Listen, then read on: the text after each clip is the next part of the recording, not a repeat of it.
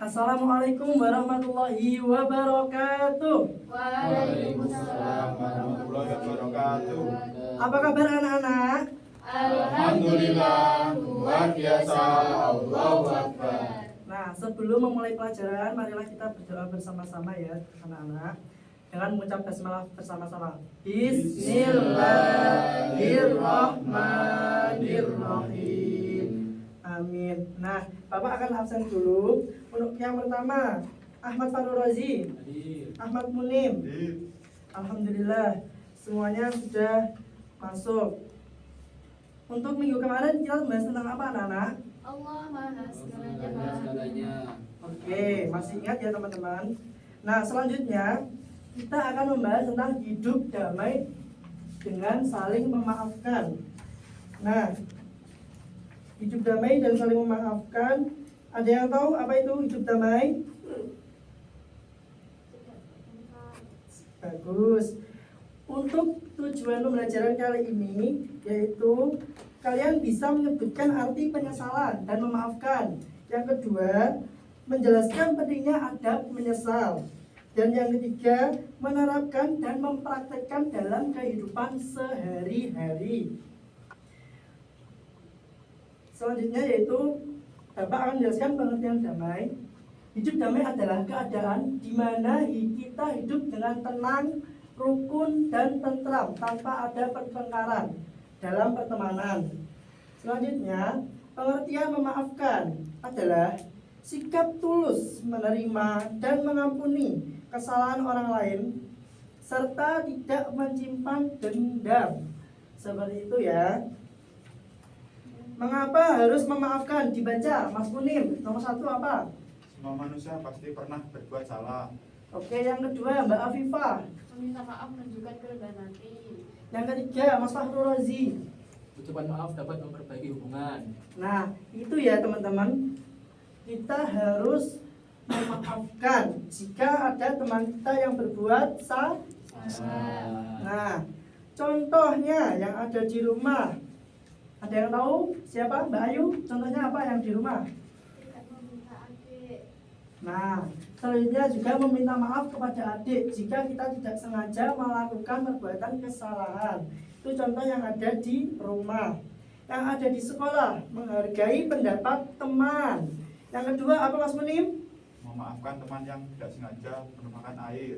Nah, itu contohnya. Yang selanjutnya, contoh di lingkungan bermain. Nah, yang pertama, bermain bersama dengan bergantian tanpa berebut mainan. Yang kedua, apa Mbak Ayu? Maafkan teman yang tidak sengaja mendorong saat bermain. Nah, kalian sudah mempraktekkan ini apa belum di rumah? Sudah Pak. Apakah masih ada yang bertengkar? Masih sedikit.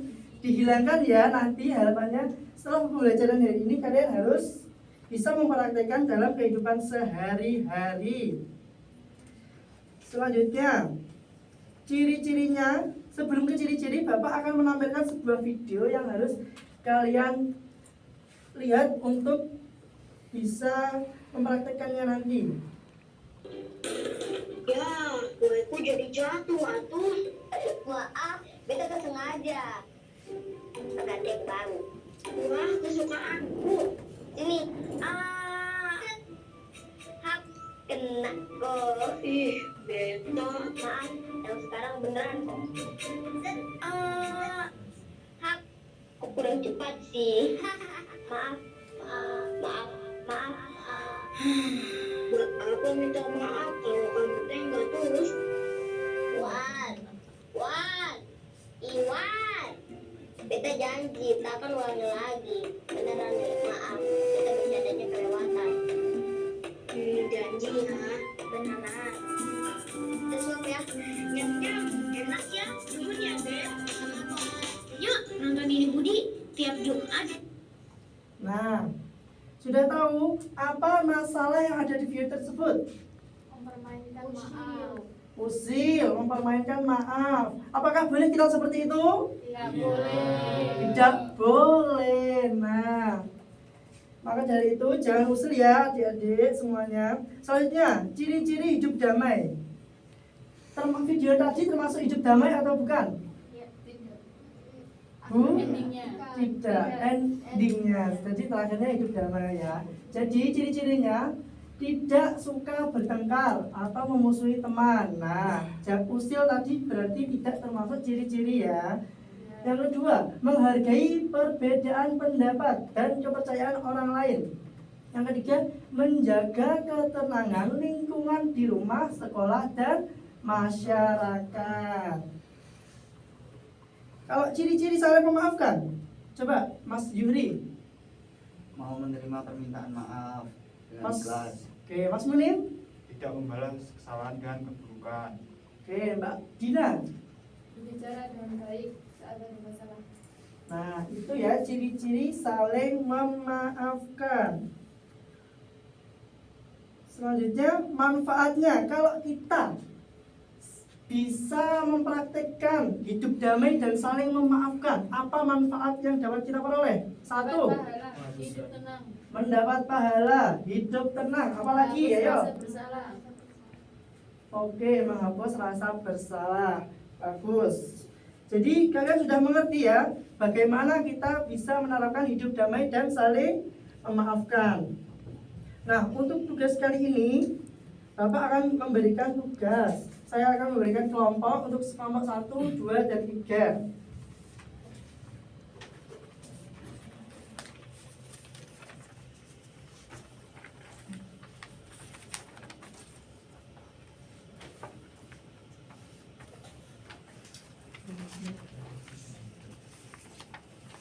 Satu.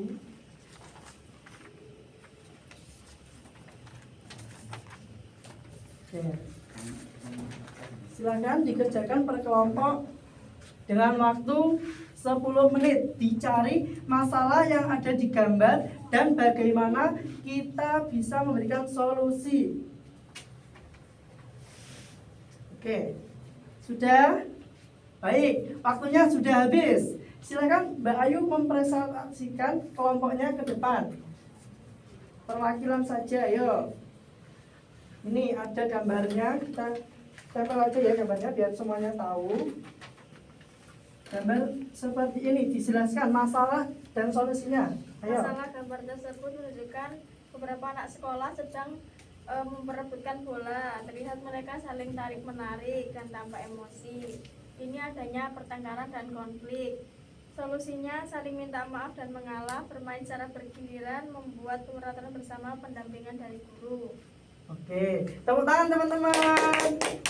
Nah, semuanya sudah maju ke depan. Bagus, setiap kelompok sudah mempresentasikan dengan baik.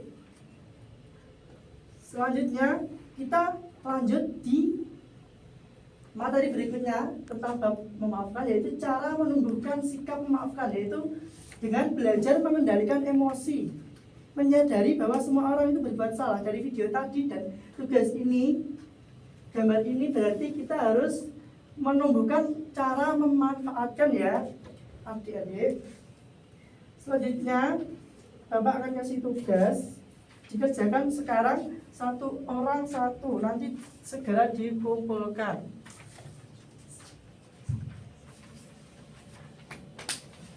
Nah, silakan dikerjakan dalam waktu 15 menit untuk mengetahui apakah kalian sudah bisa mengambil pelajaran pada waktu kali ini. Silakan. Sudah anak-anak? Sudah. Oke, silakan dikumpulkan. Nanti Bapak akan memberi nilai pada soal kali ini ya. Oke. Nah, sekarang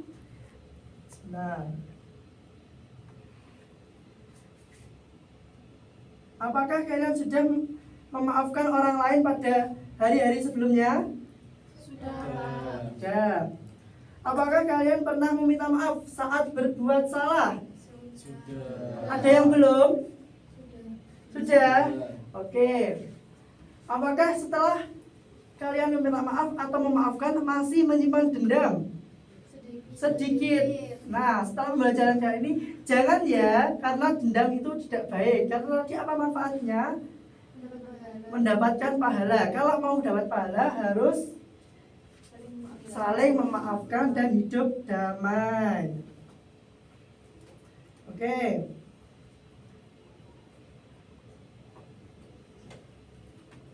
Terima kasih untuk pembelajaran kali ini. Saya akan memberikan tugas. Silahkan di rumah nanti kalian harus menuliskan apa saja yang dibuat teman atau tetangga kalian yang membuat kesalahan tersebut dan bagaimana solusinya. Dikumpulkan pada pertemuan selanjutnya ya. Dan untuk pertemuan selanjutnya kita nanti akan membahas tentang hukum haram dan halal. Baik, terima kasih. Mari kita tutup pembelajaran kali ini dengan baca hamdalah bersama-sama. Alhamdulillahirabbil alamin. Wassalamualaikum warahmatullahi wabarakatuh. Waalaikumsalam.